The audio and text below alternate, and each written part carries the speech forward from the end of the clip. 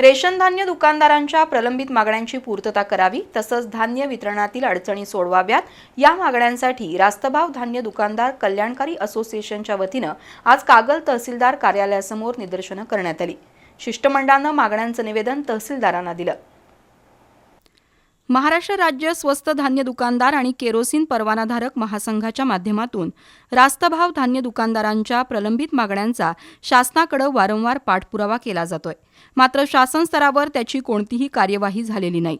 त्यामुळे राज्यातील स्वस्त धान्य दुकानदार संघटनांच्या वतीनं कागल तहसील कार्यालयासमोर आज निदर्शनं करण्यात आली।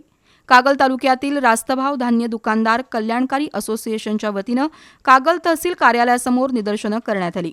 तसंच तहसीलदार अमरदीप वाकडे यांना मागण्यांचं निवेदन देण्यात आलं। रास्तभाव धान्य दुकानदारांच्या कमिशनमध्ये महागाई निर्देशांकानुसार प्रति क्विंटल 100 रुपये इतकी वाढ करावी, शासकीय धान्य गोडाऊनमधून बाहेर पडणाऱ्या पोत्यांचं वजन गोडाऊनमध्येच करावं, ई-केवायसी प्रक्रिया निरंतर करून प्रति सदस्य 50 रुपये मोबाईल शुल्क द्यावं, यासह अन्य मागण्यांसाठी हे आंदोलन करण्यात आलं। यावेळी संघटनेचे अध्यक्ष संदीप लाटकर, पुंडलिक कुदळे, साताप्पा शेणवी, दिनेश मुसळे, नामदेव चौगले, रावसाहेब पाटील, गणेश घाटगे यांच्यासह धान्य दुकानदार उपस्थित होते।